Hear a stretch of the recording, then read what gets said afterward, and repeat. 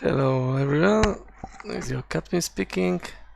Started 57.2. Unfortunately the maps were erased and I just noticed, as my friend told me, that the video stopped in the middle. The last video, number 12 for arms race. I think it's because there was not enough space on the drive where I save my raw materials. Anyway, as you can see, we have here the map. Not sure if you can see my mouse. I don't think so. But in general, what I wanted to say is that we used 1/3 of our force in Anatolia to protect us from enemy landing there. To be honest, if he was active and knew a couple of things, he would be able to reconquer all this area in Asia. And because he was afraid of us, he wasn't even trying, he was just protecting himself.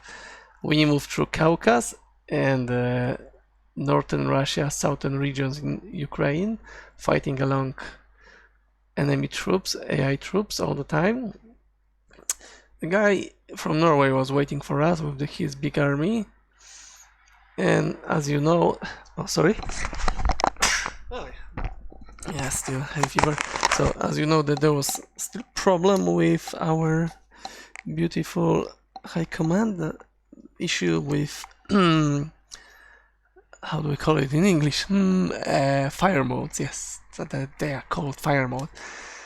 As you see, we are trying to get there, but because of the bombers, because of the forts, because of the railguns, because of these huge armies that he created there, like 50 arts, while we all together have 50 arts and only 34 went through Ukraine. I think he had advantage in arts around 2-1 and in troops and melee troops around 3-1 or something like that, because I killed 500,000 of his troops and he still had like 700,000, I think. While I had just moved 1/3 from 500,000, so it's 340,000. Yeah, so as it happened, I wasn't paying attention because it was the last day. He started to do these lemmings attacks against my tertio formation. It worked because he was able to do HNR against me while I was shooting his smaller lemmings. Of course, I was inactive because I don't like to lose my time and my knights to fight someone who is already defeated. And in general, he scored a couple of points there. I think I was able to save around 12, 13, so 1/3 of arts from the Ukrainian army. We tried to go around, go from one side from another, but he was active like 24 hours per day, but it's not normal. And unfortunately, as you know, people who are active 24 hours per day, the level of skills that they present is different on different time. This is how you know there are more than one person on the account. If the one of the sitters knows how to do HNR and the second doesn't know how to do it, or one knows how to avoid being shot down by my fighters while second doesn't know that, then you clearly know that there are two people and one of them has no idea how to play the game. So what you do is you always target the guy who doesn't know what to do on the account, because it's the easy win. You collect data, you drag him into the huge trap, you use decoys, trying to convince him that he is winning and such a things, and you are waiting for the time when this sitter that is the weakest goes to the account, and at that time you set the trap, spin around, surround the enemy and destroy all of his range units, because people who have accounts managed by a couple of guys are using HNR, so they need what they need. They need range units, arts, artillery, railguns. They need ships that are shooting. If you can destroy it during the time when the worst of the players is sitting on the account managing it while the others are sleeping or doing something else, then bingo, you won the war. And even if they come back, they have nothing to use.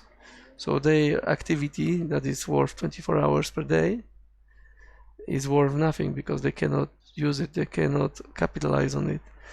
And that's the huge problem, because as you will see, there is a lot of good players who say they are good, but they are not good. The account is good, but the level of player is just mediocre. They are just H&R players that are using a lot of friends to sit on the account 24 hours per day. I propose bytro to do something like the, for example, Travian Games are doing, or other companies, that they allow other players to sit on your account and to help you manage it with the limited options, like defense options only, or the limited trade options. The advantage of that is that the cheaters who are using sitters, they won't have any advantage at all, because everyone will be able to sit 24 hours per day. Yeah, simple like that. Simple like that. Everyone is able to sit the same amount of hours. This means that only players with better skills or more gold will get advantage. This is also simple for me, but I am thinking that bytro is afraid of solution where the gold players who are using gold to cover their lack of time will not have to spend gold anymore. But I would say it's opposite. If the players can see the same amount of hours, then there is no difference between. The only difference that is skills, one, or GMs, gold marks that you can use. That's the only difference. For now, of course, the most active accounts are using hidden run tactic, H&R, to produce gold from the gold players while they are inactive. But this could be huge change if everyone will be able to have sitters, like 2, and they are able to sit, let's say, 6 hours per day or something like that. That should be enough to cover all aspects of managing your account during the days, hours where you are off, with some limited, let's say, options for what it could be for trade, that you can only make trades up to 100,000 maybe. Limited offensive power, that you can only attack once or twice enemy units, or at all you cannot attack, you can just defend and move units between the forts or something like that, and stand and change maybe the fire mode and escape if the enemy is too strong. There are many options that you can use. Not sure about spies. Probably I wouldn't recommend spies being used by the sitters, but you never know. Maybe some people cannot wait till the day change, so it will be useful for them to have a sitter that can use spies. Trade, yeah, maybe trade too. But I'm always afraid of cheaters who will say that they will say they will be your friends, they will seed your account, but then they will move all resources to themselves and attack you. You know how it is, especially in games like that, where most of the victories comes from backstabbing your friends, so-called friends. So anyway, this is how we finished the map. My small army was trying to get to the capital of Norway. He was with a couple of times bigger army defending quite well. So I was forced to go for capital of northern Russia and of Lithuania, I think. But I was too late. There was not enough time. I didn't have a time to see it.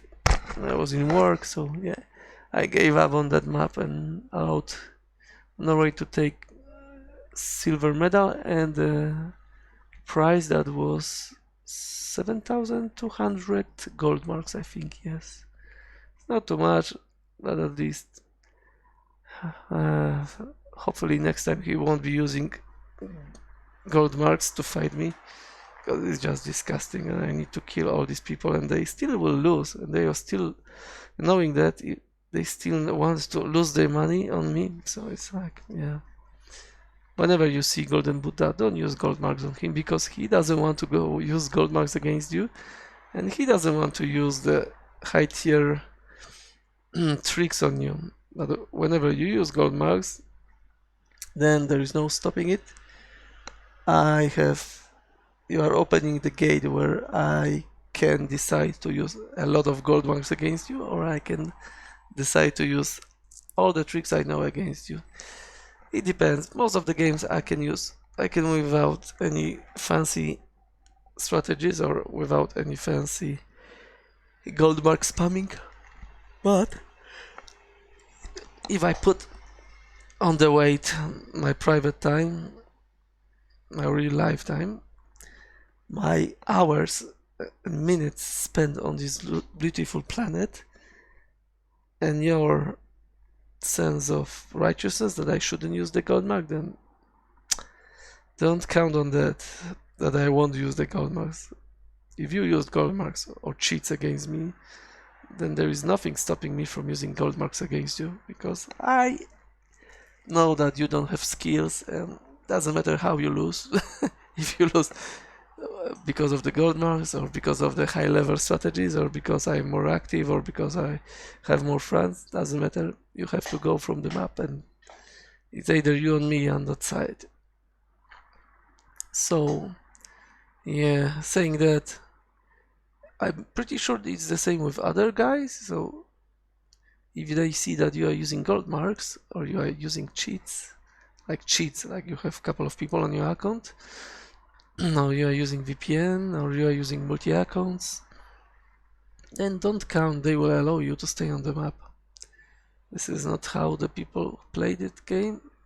They don't like such a approach towards winning, and I'm pretty sure the community will make sure that you won't see the end of the map.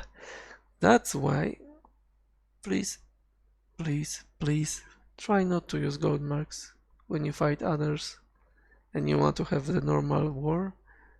Not even spying on units, because it's easy to check that you are spying on units, like with that guy. When I was moving troops just before the midnight, he knew where they were going if he was using regular spies, but then after midnight I was changing the direction of my troops after like half an hour, so you couldn't see that unless you were using gold spies. And yeah, that is all, I guess. If you want to have the good fight where you learn something and your opponent respects you and you can respect the opponent, no sitters, no multi-accounts, and it's a good idea not to use gold marks if you want to have chance for the peace later. You never know how many gold marks the opponent will have, so it's really your choice. The best idea is to use gold marks just to cover the time where you are RFK. Yeah. So for these building queues, or speeding up troops production, or speeding up production of railways to escape, or something like that. But if you are melding and you are producing 20 battleships, well, man, that's your death sentence for the map, because everyone on map, I guess, will be afraid of you, and only because of that you are able to spend so much gold, they will be more focused on eliminating you than any other player on the map, because you are the imminent danger. So use the gold marks with moderation, and please don't use any cheats that are forbidden by the game rules or terms of service. Saying that, I think that wraps up our episode. You saw, like, from the small nation we became dominant power everywhere, even though that our army was terrible, and we used the same army all the way from Moroccan shore up to Ukrainian steppes and Carpathian mountains. we haven't moved anything at all from America because we didn't have money to produce anything. I think we moved a couple of fighters, yeah, to cover Canadian front and to scout. I think we produced one LC maybe, and we moved some calves and some infantry, around 300,000, to create force that was able to take Spain and Portugal, plus was able to help taking the Libya. That was real threat. Because Libya was powerful and had a lot of money, and we had to get rid of it to make sure that our capital and provinces are safe. Plus, we then spread the army to cover our provinces with garrison. So yeah, that was all we did, and as you see, it was very easy to win with proper dedication, checking map unfortunately every day because, as I said, opponent's account was very active. And I guess that's all I can say. If you have any questions, please post them below, and I'm sure right now that this is the end of this series called Arms Race, where we had 5 games, won 3, maybe not won 3, we got 3 gold medals, that's the difference, and won 2, lost 2, even though that we had like a quite big AFK time where we lost those 2 games. And yeah, this is all. Thank you very much and see you around, guys.